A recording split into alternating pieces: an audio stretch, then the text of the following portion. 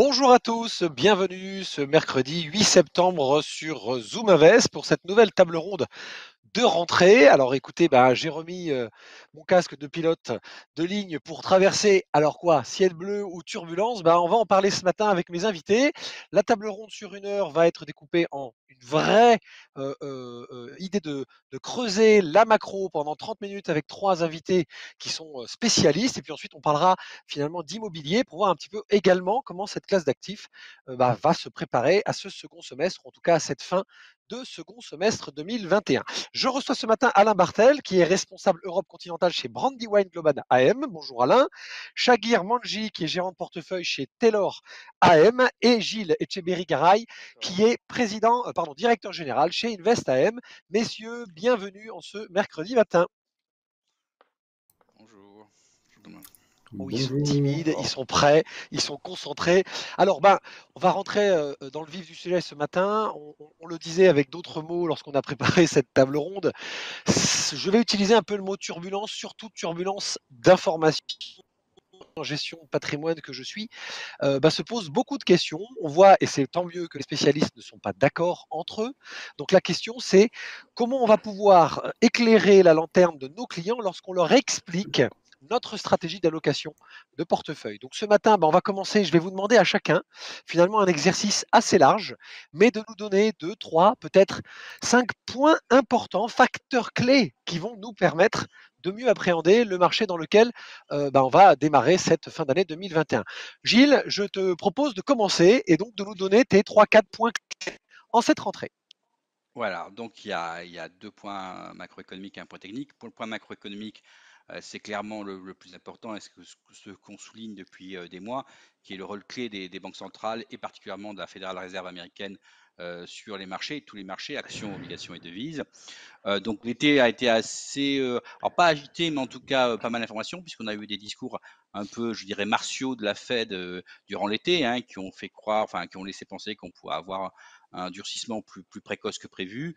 Et après, Jerome Powell, à l'issue de Jackson Hole, a entendu les messages de l'administration Biden, disant que son mandat serait quand même mieux s'il savait pas trop de problèmes, et a fait un discours assez émollient qui a permis de donner un petit feu vert à une reprise, je dirais, des marchés et qui s'est concrétisée. Donc, je dirais, c'est probablement reculé pour mieux sauter, mais en tout cas, à court terme, la Fed est plutôt est revenue dans une mode plus passif que l'était durant l'été où il y a quelques gouverneurs qui commençaient à dire effectivement avec 5% de croissance, 4% d'inflation, il serait temps de sortir les politiques exceptionnelles et c'est probablement vrai, mais c'est très compliqué à faire. C'est un peu comme l'Afghanistan, il faut en sortir, mais c'est pas facile à réaliser. On l'a vu en tout cas sur ce domaine-là. Le deuxième point, on est hors des politiques monétaires, c'est clairement la Chine. Avec, on a eu un été, on va parler des 55 jours de Pékin, mais on a eu un été un peu difficile sur la Chine, avec une annonce d'une nouvelle politique qui est plus à visée plus sociale et effectivement derrière il y a une volonté pour Xi Jinping d'assurer le maintien du contrôle politique du Parti communiste et donc avec certain nombre de menaces qui ont été contrôlées, et en particulier l'Internet chinois. Et on a vu effectivement les valeurs Internet chinoises divisées par deux jusqu'au 18 août. Et ça a culminé avec le 18 août avec son discours qui annonce une société plus égalitaire. Et là, il y a une nouvelle victime collatérale qui est arrivée, qui est le luxe européen, puisqu'effectivement, l'essentiel du luxe européen voit son développement récent et futur en Chine.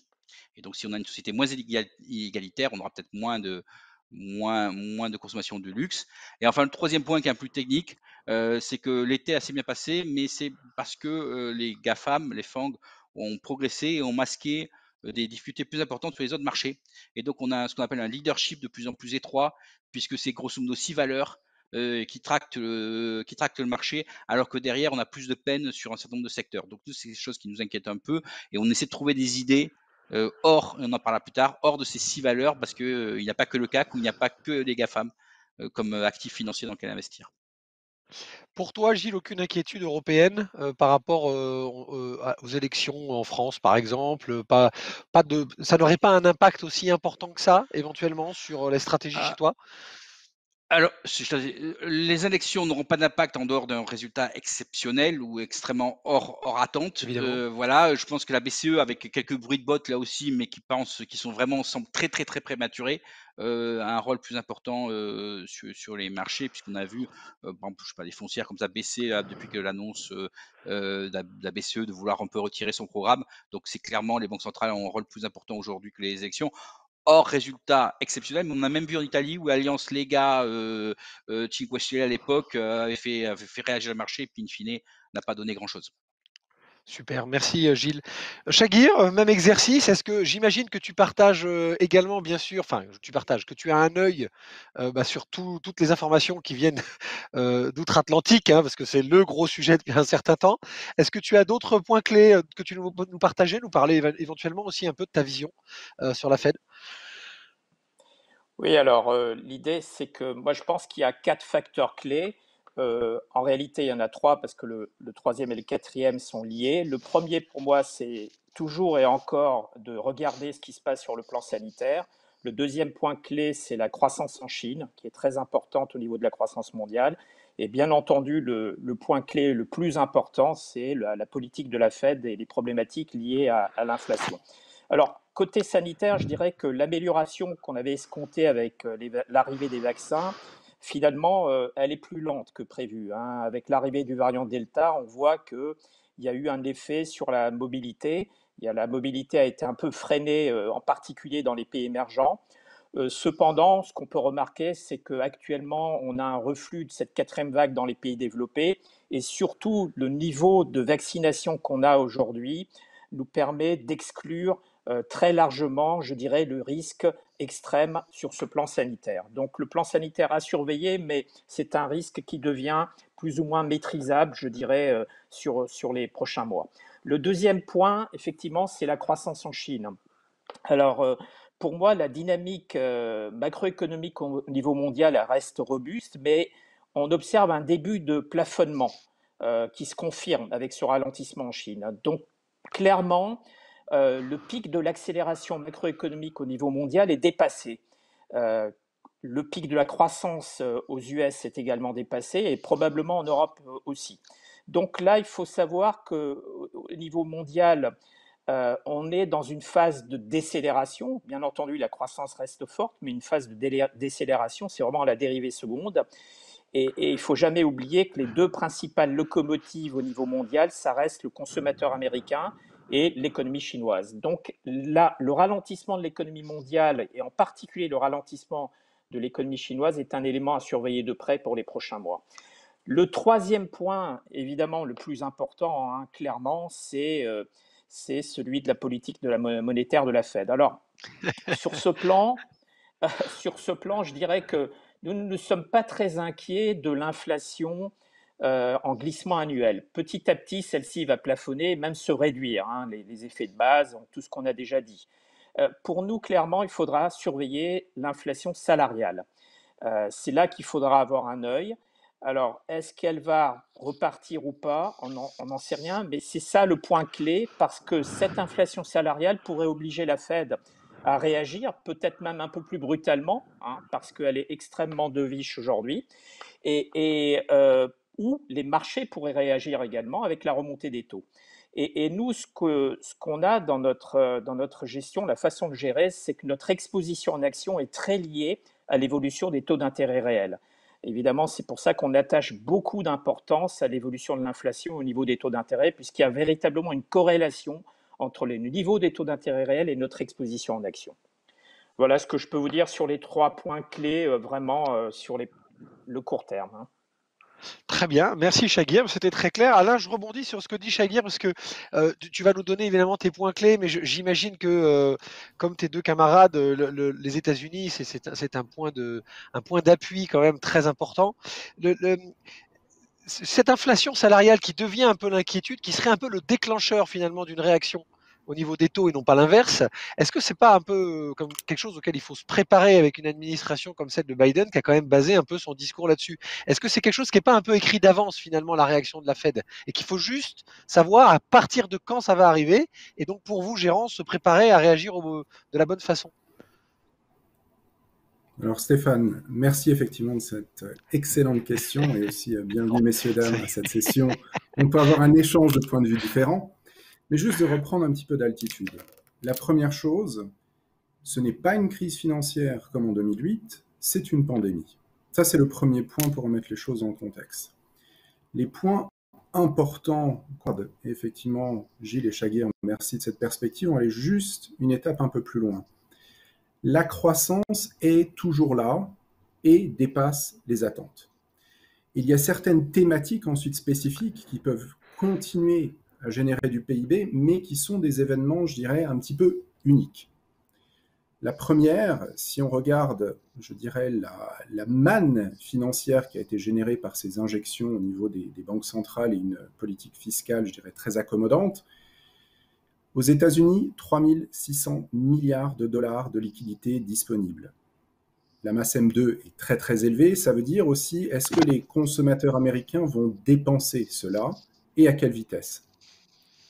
La deuxième chose, oui, au niveau de la Fed, au niveau de la trésorerie, le compte général, la balance, doit se réduire jusqu'à 500 milliards de dollars rapidement. Et je dirais que là, il faut faire attention parce que il faudrait que les banques prennent le relais au niveau de la création de crédits au fur et à mesure que ce stimulus est retiré, la liquidité est retirée. Mais en même temps, Biden a été très clair, il veut augmenter les impôts. Donc je dirais, il y a cette transition qui est en train de se passer, une croissance qui est toujours là, mais de nouveau en ce moment un vecteur très compliqué. Deuxième point important, banque centrale confrontée à des données d'inflation qui sont assez élevées. Et qu'est-ce qu'elles vont chercher à faire aussi? Bien sûr, elles ont tellement dépensé d'argent du fait du Covid. Augmentation de la régulation, la fiscalité.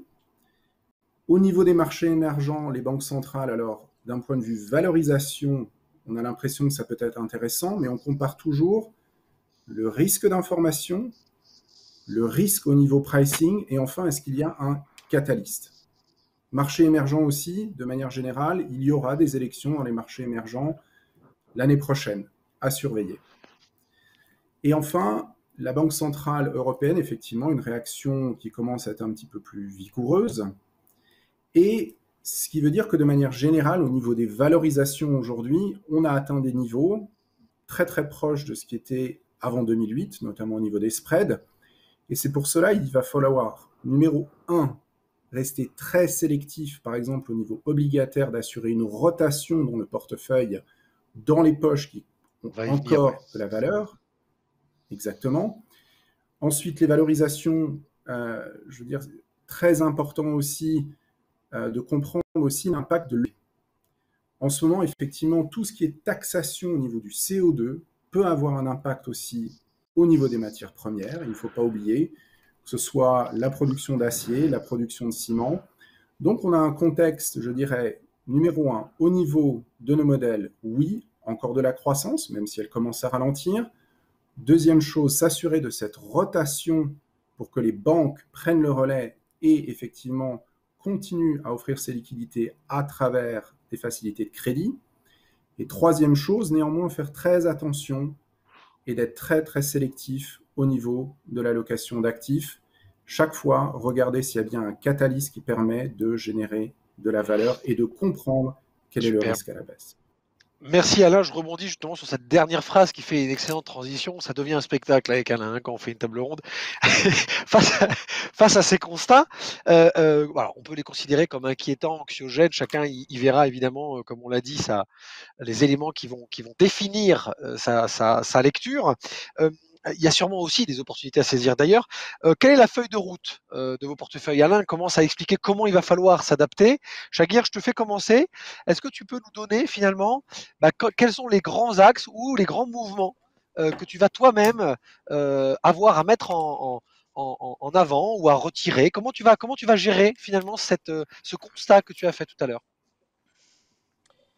Oui, alors la feuille de route, c'est clairement un peu moins agressif, un peu moins optimiste sur cette deuxième partie de l'année, hein. Je dirais qu'après Après la première partie qui était la normalisation, je dirais, de l'économie avec l'arrivée et la découverte des vaccins, donc entre novembre et grosso modo mi-juin, on rentre dans une phase où on est un peu moins agressif sur les expositions en action dans cette phase-là, parce que tout simplement, comme je l'ai dit tout à l'heure, on a cette phase de moindre accélération des économies, et donc ça nous amène à être un peu plus en retrait. Je dirais que par contre, il est important de souligner que même si on a ce ralentissement dans l'accélération, la croissance économique dans toutes les zones reste supérieure à la croissance potentielle. Et ça, c'est un élément qui nous incite toujours à être surpondéré en action par rapport à notre position normative ou neutre, suivant les portefeuilles. Donc, on est toujours surpondéré. Donc, je dirais que, pour résumer, la feuille de route sur les prochains mois, c'est la gestion de cette décélération modérée, certes, mais une décélération de l'économie mondiale, et la gestion de ce retrait progressif des banques centrales, et en particulier de la Fed. C'est ces deux éléments-là qu'on va essayer de gérer. Et encore une fois, l'importance de l'inflation, et surtout de l'inflation salariale, pour savoir un peu l'évolution qu'on pourrait avoir sur les taux d'intérêt réels face à cette décélération, parce que c'est très contradictoire. Évidemment, une décélération de l'économie mondiale, c'est normalement moins de tensions inflationnistes, mais nous savons que le retrait de la Banque centrale américaine, et en particulier le marché de l'emploi, pourrait amener de nouveau un peu des tensions salariales. Donc c'est vraiment ces deux éléments, ces deux pieds sur lesquels on essaiera de gérer les portefeuilles sur vraiment le court terme d'ici à la fin de l'année. Sur cette partie de pondération action, tu as choisi des valeurs, tu exclus des valeurs, tu exclus des zones, tu privilégies des valeurs en une minute. Oui, alors nous sommes quand même sur des portefeuilles plutôt très européens, mais c'est vrai qu'on cherche aujourd'hui une diversification, et la diversification, on la trouve toujours et encore sur les marchés américains. En revanche, on est plutôt sous-pondéré sur les marchés émergents actuellement, pour les raisons D'accord. qu'on a évoquées, à savoir le ralentissement et je dirais le côté sanitaire qui reste quand même une problématique encore en Asie actuellement. Super, merci Chagir. Alain, je te redonne la parole sur ce sujet-là. Pareil, est-ce que vous avez comme ça des exclusions ou des surpondérations? Comment ça se passe en termes d'équilibre en ce moment au sein de tes fonds? Alors au niveau positionnement, là je vais me concentrer effectivement sur notre gestion obligataire principalement. En termes de positionnement, la première chose effectivement, on a évoqué l'inflation. Il y a une façon aussi de se positionner au niveau de sociétés qui ont la possibilité effectivement, s'il y a de l'inflation au niveau d'achat des matières premières et autres, qu'elles sont dans une position suffisamment forte pour transmettre effectivement ces hausses de prix au niveau des consommateurs, qu'ils continuent à acheter toujours les produits de ces sociétés. Et là aussi, on reste néanmoins assez prudent. On est effectivement sur la partie courte de la courbe. On cherche toujours des sociétés avec des profils de liquidité fortes et des opportunités de refinancement. Donc ça, c'est sur la partie crédit. Sur la partie souverain, exposition extrêmement faible. Mais on peut toujours utiliser cela comme ballast dans le portefeuille. Je dirais, lorsqu'il y a des phases de risque, ça nous permet effectivement d'avoir, je dirais, une approche plus défensive. Troisième point, au niveau du crédit structuré, très intéressant de noter par exemple aux États-Unis en ce qui concerne le RMBS, qui en termes, je dirais, de risque-rendement est particulièrement intéressant. Les valorisations sont bonnes, mais il n'y a pas de surchauffe comme en Australie ou en Nouvelle-Zélande où les prix par rapport à l'année dernière ont augmenté de 20%, aux États-Unis seulement de 10%. Et tout cela, ça vient en soutien effectivement de tranches de RMBS de très haute qualité. Et aussi, les Américains en ce moment ont des conditions financières qu'ils n'ont pas eues depuis très très longtemps. Troisième chose aussi importante, on fait très attention à la duration. On va gérer la duration de manière très active dans le portefeuille, de 0 à 10 années en moyenne. Donc là, surtout au niveau de la zone euro, ça va nous aider effectivement à se positionner correctement. Donc, l'image, je dirais, le principe général, oui, il y a de l'incertitude au niveau de la Fed, oui, ça peut créer de la volatilité, mais je dirais sur le moyen terme, ce qui va être important de regarder, c'est la vitesse effectivement à laquelle il y a la rotation au niveau de cette vague de liquidité qui a été mise dans les marchés par les banques centrales.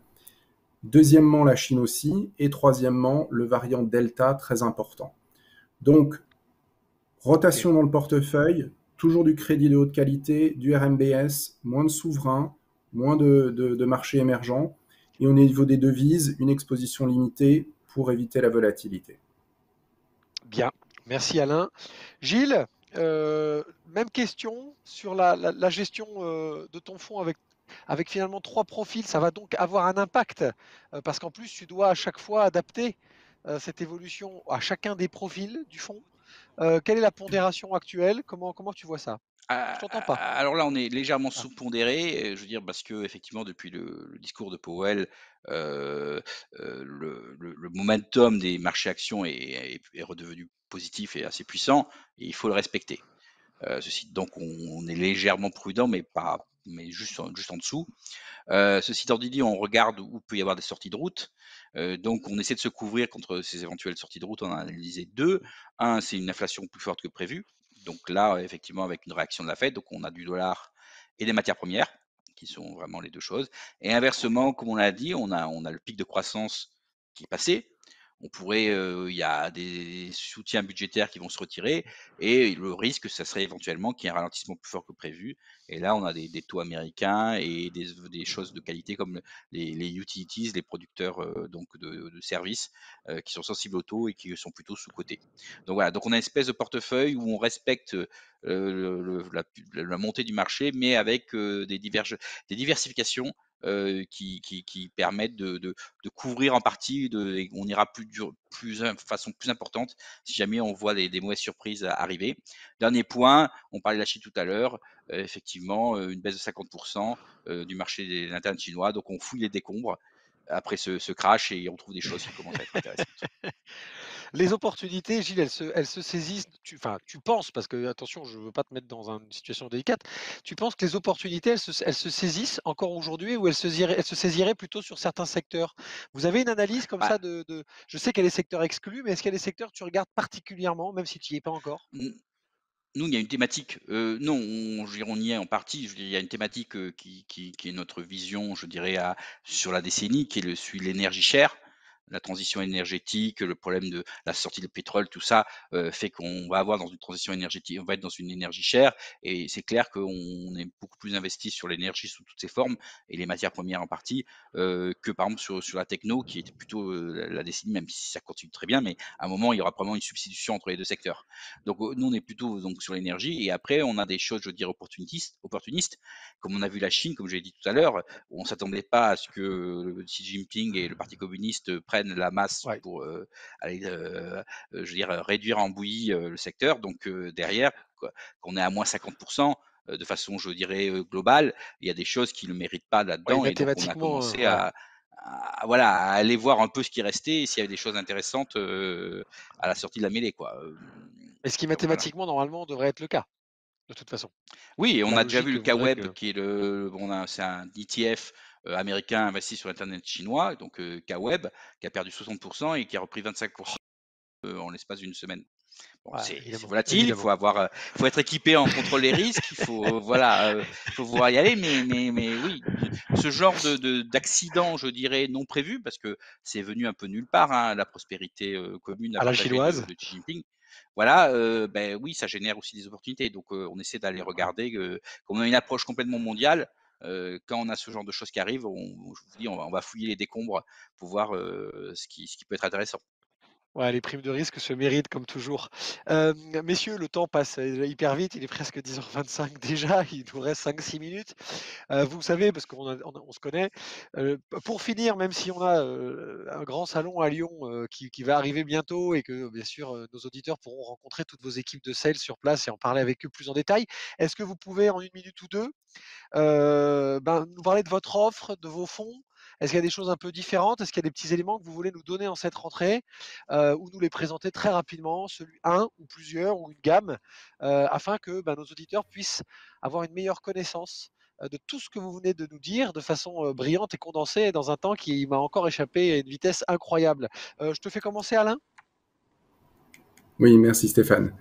Je pense qu'il y a quand même une bonne nouvelle. On vient de passer une semaine avec des clients, tout le monde est désespéré au niveau obligataire, nous disent non, c'est pas possible de générer du rendement, c'est devenu trop compliqué, on a investi beaucoup en actions. Très bien. La bonne nouvelle, oui, on peut encore générer de l'alpha au niveau obligataire. La solution, votre solution pour vos clients, c'est le fonds Legg Mason Global Income Optimizer. On fait partie du groupe Franklin Templeton. Oui, on reste une boutique indépendante en termes de gestion. Très important pour vous, notre philosophie de gestion. On regarde toujours effectivement la probabilité de drawdown et de perte en comparaison avec l'alpha qu'on peut générer. On gère de manière active, on fait de la rotation au niveau des secteurs obligataires. Le résultat, un ratio de Sharpe de 1,2, un produit effectivement avec un track depuis 2013. L'année dernière, dans l'univers, on a eu le drawdown un des plus limités. Et sur le long terme, effectivement, on délivre des résultats très attractifs en hedgé en euros, bien sûr. Super, Voilà quelques mots. parfait. Alors ça, c'est un joli pitch. Les équipes commerciales, Brandywine, Franklin Templeton, pour retrouver ton fonds?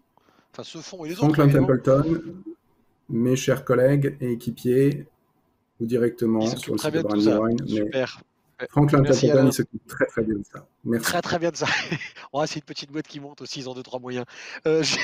Gilles, alors on le fait tous les 2 mois quand on se parle, ou tous les 3 mois quand on se parle. Qu'est-ce qu'on se dit aujourd'hui, 8 septembre?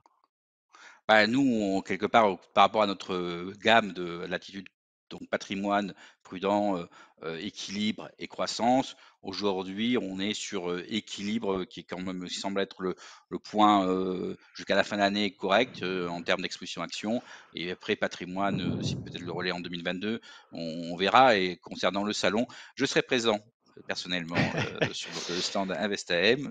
Donc, s'il y a des questions, j'y répondrai avec plaisir jeudi et même vendredi matin.